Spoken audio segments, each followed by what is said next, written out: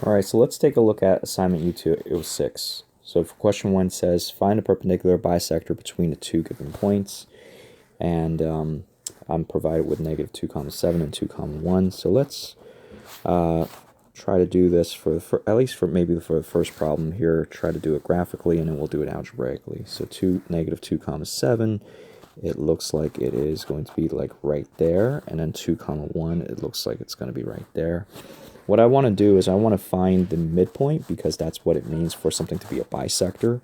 And graphically, I can see that the midpoint between these two dots here looks like it's going to pass through at that precise point there, right? So I'm lucky in this case because these two coordinate points, they happen to land on an exact grid point. Now, if in the event where the midpoint doesn't quite land on an exact grid point, we have also the midpoint formula, which we are going to use later on because the problems in this assignment are going to get a little more challenging, excuse me. They are going to get slightly more challenging. So let's take a look at this. Now that I have the midpoint, this is 0, 4. I want to also find the slope of this dotted line between these 2 points. So the slope, I can see also graphically that this is going down 3 and over 2, so the slope is equal to negative 3 over 2. Now the perpendicular bisector is a line that cuts through the middle of these 2 points, while at the same time it forms a right angle. So the slope relationship between two lines that are perpendicular to one another, the slope relationship is the slope of one line and the perpendicular line, the slope is negative reciprocal of the other. So I'm going to take the negative reciprocal of negative 3 over 2, which happens to be positive 2 over 3. So from this point, I'm going to go up 2 and over 3, and I'm going to go to the left 3 and down 2. And here you can see that this line that I'm going to draw a little better, this is in fact my perpendicular bisector. And I can see that the equation of this line is going to be positive 2/3, and the y-intercept is going to be plus 4. There are two different ways in which we can write the equation of a line. One is in slope-intercept form, which is mx plus b, and then the second is in point-slope form, which will come in handy, especially when the line doesn't pass through a defined point on the grid. So we're going to need to keep this in mind later on when we go through the other problems here. Let's take a look at the next one here. I have 4, negative 3. So again, I'm going to graph this thing out. 4, negative 3, which is going to be over here. And then I have 2, 7, which is going to be over here. Let me count that again. 2, 4, 6, 7. Yes. All right, so what I'm going to do is, again, I am going to draw a line connecting these 2 points, and I can see that it passes through this point right there. And again, I am pretty lucky there because the coordinate point, the midpoint, passes through a defined point on the grid. Now, there are going to be instances where this is not going to be the case. This problem here clearly is. And the slope value, just like in the previous problem, I can count this. It looks like it's going to be going down to 5 over 1. This is negative 5 over 1, which means the slope of a line that's going to be perpendicular to this, again, negative reciprocal, is going to be 1/5. So that means I want to go over 5 and then up 1, which is going to be land me right there. And I'm going to go in the other direction, the same idea. So again, in this case though, if you can see here that the line, the perpendicular bisector, does not pass through the y-axis at a defined grid point. So because of this, I am actually going to use the point slope form of a line to write my equation for the perpendicular bisector. So y is equal to 1/5 because it's m times x minus x1. Now, I know the line has to pass through 3, 2, so x1 has to be 3, and y1 therefore has to be 2. So this is the equation of the perpendicular bisector. I'm going to repeat this now again with the next problem here. Now, I know for a fact that this problem, both the midpoint as well as the slope is going to be a little more challenging to do, to figure out on the grid. So I'm not even going to bother drawing this on the grid. So what I'm going to do is I'm going to find out what is the midpoint by first by labeling this. Whoops. So this is x1, y1, x2, y2, and I'm going to find a midpoint by using the formula. I have negative 1 plus 4 over 2, and negative 3 plus negative 9 over 2. And this would yield me negative 3 over 2, positive 3 over 2, comma, so negative 3 plus negative 9, that's negative 12. Divide by 2, that's negative 6. I'm going to also find a slope value between these 2 points, and that is negative 9 minus negative 3, all over 4 minus negative 1. Because if you can recall, the slope formula is delta y over delta x, or y2 minus y1 over x2 minus x1. So therefore, this is going to yield, what is that? That is going to be negative 6 over 5. So you can see that the midpoint is not as nice, and the slope is not as nice either, as this is a fraction. But again, not to be afraid of these things, because they are all numbers. They are all treated the same way. I'm going to now write the point slope form of a line using the slope that is perpendicular to negative 6/5, so that would be positive 5/6. So if I do this, I'm going to end up with positive 5/6 x minus 3 over 2 minus 6. This is the equation for the perpendicular bisector. All right, let's move on. Question letter D is negative 3 comma 2 and 1 comma 7. I am going to write it over here. Negative 3 comma 2 and 1 comma 7. I just want to make sure that I got that right. Negative 3 comma 2 and 1 comma 7. Yes. Okay. So again, I'm going to find a perpendicular bisector, but first I'm going to find a midpoint. So negative 3 plus 1 over 2, 2 plus 7 over 2, and this is going to yield me negative 1 comma 9 halves. And again, the midpoint is not quite as nice. The slope value is going to be 7 minus 2, all over 1 minus negative 3. This is going to yield me 5 over 4. So then the line that's going to be perpendicular to this is going to be negative 4/5. And the equation for the perpendicular bisector, therefore, is y is equal to negative 4/5. X minus negative 1 plus 9 halves. And I am done. Whoops. Let's do this again for the next one.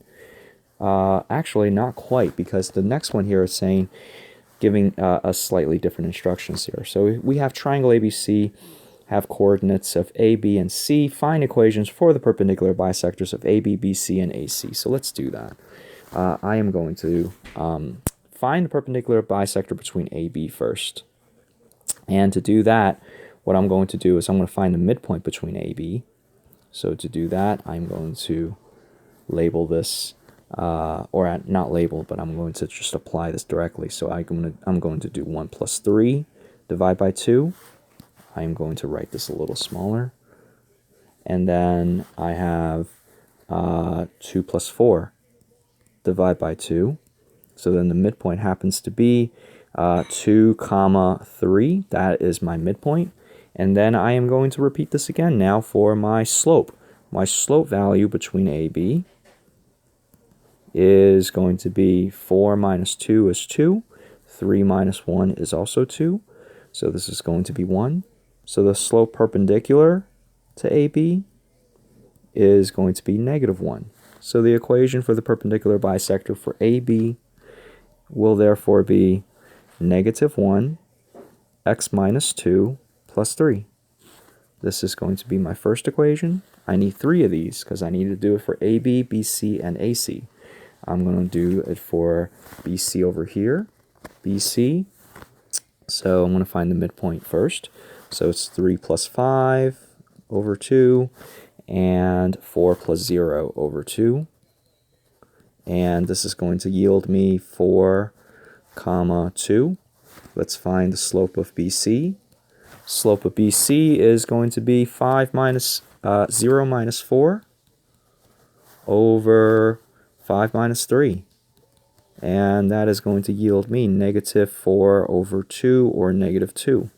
So the slope perpendicular to BC is going to be positive 1/2. The equation is going to be for the perpendicular bisector is going to be 1/2, comma, x minus 4 plus 2. And I will need to do this one more time for AC. So let's do it again for AC. So for AC, I want to do 1 plus 5 divided by 2, and 2 plus 0 divided by 2. So this is then going to yield me 3 comma 1. And what is the slope of AC? Slope of AC is going to be 5 minus 1, I'm sorry, 0 minus 2, all over 5 minus 1. And this is going to yield me negative 1/2.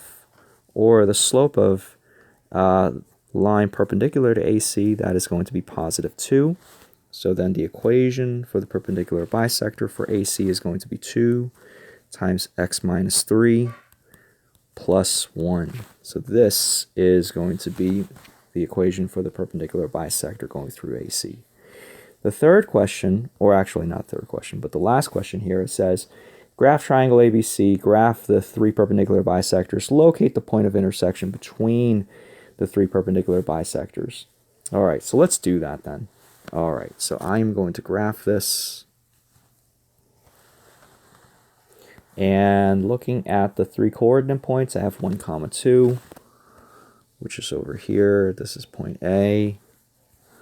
Point B is 3 comma 4, which is over here. This is B. And point C is 5 comma 0. So 5 is located over here. This is my point C. So looking at the perpendicular bisector going through AB is going to look like this. Okay, so that's the line going through. I want to use a different color for the perpendicular bisector, actually. I want to use red to make it stand out a little more. Whoops, I did not mean to do that. Let me backtrack. Okay, let me try that again. I'm going to use red to draw my perpendicular bisector.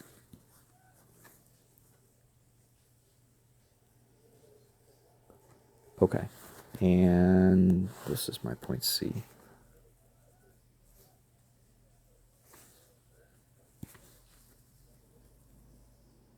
And I am going to use red again to draw my perpendicular bisector going through AC. So it's going to look like this.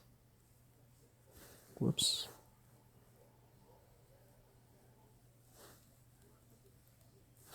And lastly, I am going to draw a perpendicular bisector going through BC, which is going to look like that. And I need to locate where that point is. Now, graphically, this is going to be rather challenging to figure out. So what I can do is I can actually take the information that I have over here, and I am going to find a point of intersection. Now, all 3 of these will intersect at a common point. I'm going to take AC and AB, and I am going to find out where the intersection happens. So the equation for AC is 2 times x minus 3 plus 1. Now, because this equation here for AC and the equation for AB, they are going to share a common coordinate, I can then equate them with one another. So if I do that, I'm going to subtract 1 from both sides. Actually, I'm going to distribute the 2. So 2x minus 6 plus 1, negative x plus 2 plus 3. Combine like terms on both sides. I get 2x minus 5 and negative x plus 5. Add x to both sides, I get 3x. Add 5 to both sides, I get 10. I get x is equal to 10/3. And now that I have x is equal to 10/3, I'm going to then plug this back in into the equation for AB, right? So I'm going to get negative 10/3 minus 2 plus 3. And if I do this, I'm going to end up with a coordinate of 4. Let's see here. Combine like terms. 10/3 minus 2, that is going to be giving me 4/3 plus 3. And 3 plus negative 4/3, what am I going to end up with there? I will end up with positive 5/3 as a result. So the coordinate points is going to be 10/3, 5/3, which, in decimal form, this is going to be 3.33 or 1.66. And if you look at this, right, graphically, it sort of makes sense, because if you look at this, this is definitely a third more than 3 and 2/3 more than 1 in the y direction. So yeah, that is right. And that's the end of this assignment.